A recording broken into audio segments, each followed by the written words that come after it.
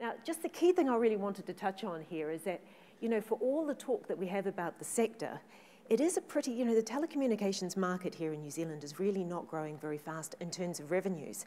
There is a lot of change that's occurring within it, but it's roughly worth about 5.6 billion.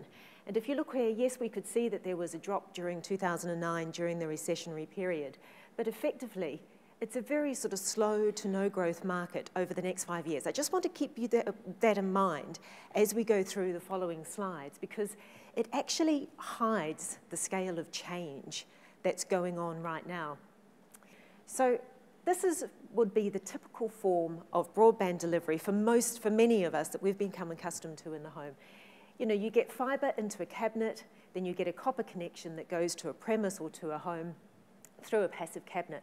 Now, this is where we've seen a lot of the investment from Orcon, from Vodafone, from Telstra Clear, putting their equipment into the exchange and running it over that cabinet.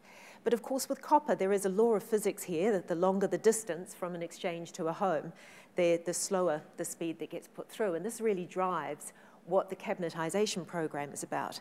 Fibre's still at the core of all of this, but it's taking fibre closer to the end premise and putting in an active cabinet. And by shortening those copper lengths, you get greater speed. We've also had a lot of drive towards fibre to the cell tower, and this is becoming absolutely critical with the growth in mobile broadband. Because when you're talking about a network, it's not just the speed that runs into your particular premise, it's all the connections back to your international routes and the international servers. So fibre to the cell tower becomes an absolutely critical part of doing next generation mobile and fixed wireless. And then, of course, we have the architectures that will deliver fibre to the premise.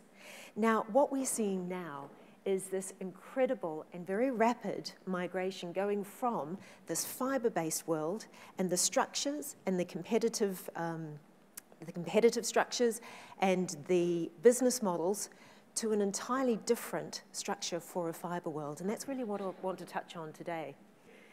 Now, what becomes interesting in this is actually looking at what does that mean for the copper capability that some of you will be experiencing, those of you who perhaps have not made that shift to fibre at this stage. Now, on the axis, we can see broadband download speeds. And the bottom shows the impact of distance from an exchange to a premise on that capability. So as you can see here, if you are sort of more than, you're 2 or 3 kilometres from an exchange or from a local node, then doesn't matter how much investment you actually put into your access technology, you're not really going to get a great deal of benefit. But as we can see here, over the shorter lengths, we are getting up to 100 megabits per second and 1 gigabit per second. Now, I wanted to raise this because at the moment, there's a lot of ideological discussion out there that is really saying, we're in for a Big Bang theory and copper is dead and gone and redundant. And I guess the key thing that I just want to note is actually there is an evolution that is taking place. And the most interesting thing to me is that Telecom was saying earlier this year that 50% of cabinetized lines will be within 500 metres of the premises.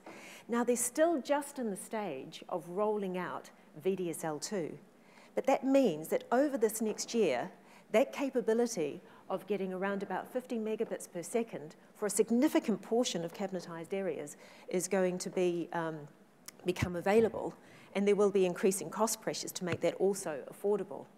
And then 90% of cabinetized lines will be within 1 kilometre of an exchange. So again, as we get to this VDSL, it does mean where we are going to be moving to 30 to 50 megabits per second. So where does the ultra-fast broadband and the whole fibre change actually fit into this? Now, I think the first thing to actually remember about this is that the fibre to the premises promise was quite literally an election promise. So it started out with a headline, 1.5 billion we're going to put into this. It's now 1.35. And a promise, 75% of New Zealanders will get fibre to the premises within 10 years. And business and public institutions, it'll be by 2015. So this is really within your planning horizon, and it does affect you. And of course, again, it becomes very interesting if you're trying to track through all the public debate, because on the one side, you have the internet nirvana. Look, with fibre to the premises, you have symmetry, and you have broadband capability of not just 100 megabits per second, but well beyond that. And that really provides an enabling platform for New Zealand to move its services, its productivity, and its economy forward and gain competitive edge against other countries. The real challenge with that, of course, is that we are fundamentally restructuring the telecommunications industry as a part of that. And what do I mean by that? Well, when we start talking about what we're doing with fibre, fibre by its nature starts to become a monopoly. And so we shift from the old model of vertical integration that caused us so much grief to one in which everything is becoming horizontal. We have the network at one layer, we have layer 2, and then a separation from layer 3 and the services above that. And so this is really where there is concern, because it's the execution of this plan and this program that will impact the kind of results that we get from this. I just want to touch on how the UFB model will work for those of you that may not be familiar, because it is very complex. So we have the government with 1.35 billion, and that money is being managed and the business case has been assessed by Crown Fibre Holdings. And then there is an estimated, look, it's 1.5 billion plus. We just simply don't know what the full scale of the cost will be to get fibre right across the country. And these will go into local fibre companies. Now, this was split into 33 tenders across the country. A lot of that was to try and attract a lot of the lines companies, which had money and wanted to invest, particularly in their local communities. But the realistic truth of this is that managing with different topologies and trying to get scale across 33 regions is going to be very challenging. So I think you would probably be looking at more between 6 and 10 regions across the country. None of these can be retailers. So what they have to do is they install the fibre connection to the end users, but then they sell either dark fibre access to wholesale service providers or lit fibre access to the retail service providers. Now, what does that mean for any of you here in the room? Over the first 10 years, there has been a change in the program, and initially it was going to be only dark fibre nationally.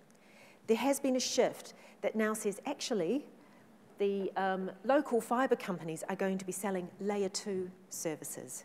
And dark fibre is only going to be available on point to multi-point fibre for some businesses.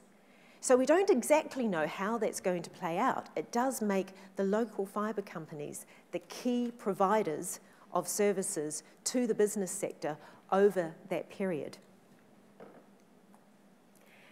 And then, of course, alongside the UFB, you've got the Rural Broadband Initiative as well.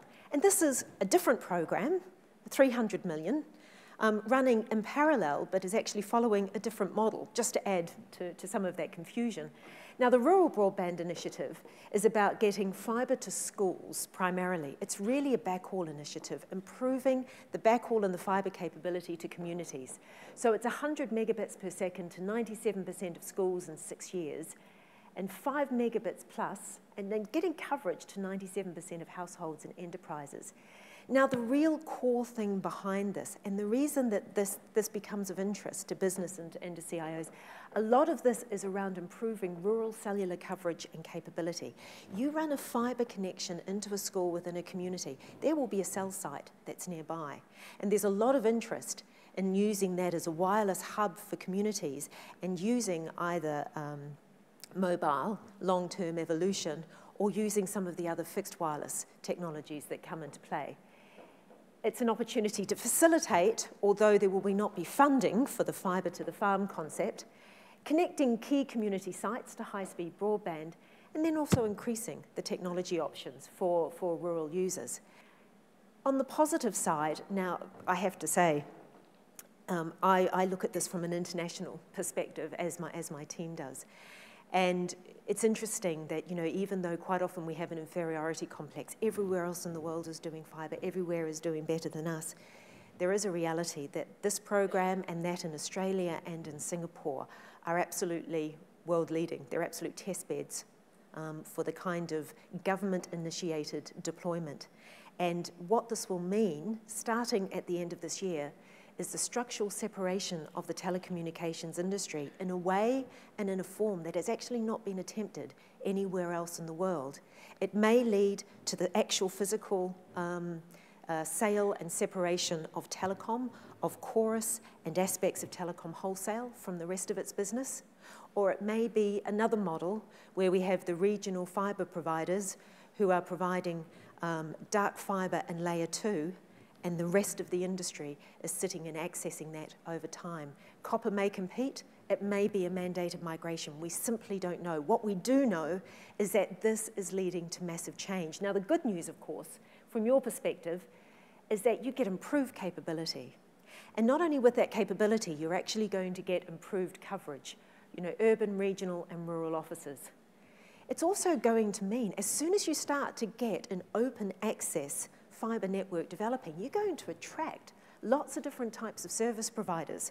You shift competition away from the network, the telecommunications model of network ownership being the differentiator, to one where actually the services become the differentiator. So you'll see the over-the-top internet providers, the cloud providers, the media owners, who will actually start to say, well, hang on, we've got this open access resource, let's just tap into that.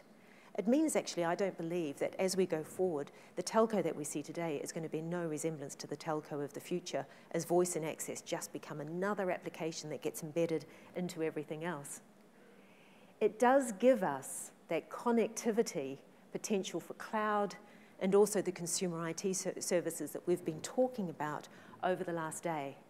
And it does shift us. That shift from network to services-based competition is going to bring innovation into the sector. And with that comes economic and productivity gains. But look, if any of you have been looking at this, you may also be doing some of the sums.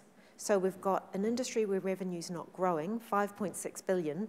We've had some 5.3 billion that's been invested privately, and then we're going to have another 1.35 of government billion going into this. And then we're also going to have another 1.5 billion of private sector investment. You start to actually look at where the challenges of that business case stack up. And there does become an economic risk if we just keep adding cost into a no-growth market. It leads to potentially quite significant consequences. And there has been very little public debate about what those consequences might be. Some of those can be consolidation. And with the traditional telco model disappearing and a lot of the smaller ISPs struggling to figure out where do they sit and how do they manage the cost of actually this migration and this change, we get into the complexity. So for some of you, are you going to be able to assure that end-to-end integration? How are we going to manage the security, the storage, and all the issues that sit around the social networking with this change? Fragmentation. What about the end-to-end integration if you're having to deal with 6 or 10 different network providers across a country nationally? How do you map transformation to business needs? And how do you ensure, as you get different service providers coming to you with different bundles and service propositions, that performance can be guaranteed? So I really want to say, this is a great enabler for productivity gains, but execution is going to be critical. So what this means for you, I guess, as a CIO, and this is where I'm going to pass over to Michael and to Pete to really talk about the core challenges for your business. This is really going to exacerbate many of those issues around the management of mobility and the integration and the increasing complex integration of devices and mobile broadband with fixed. This change in the fibre environment, and how do you, as your market changes and the incredible changes that you're experiencing through IT, how do you align that with the changes that are occurring within the telecommunications sector? Security and converged infrastructure, and of course, this is the core business of value versus price trade-offs.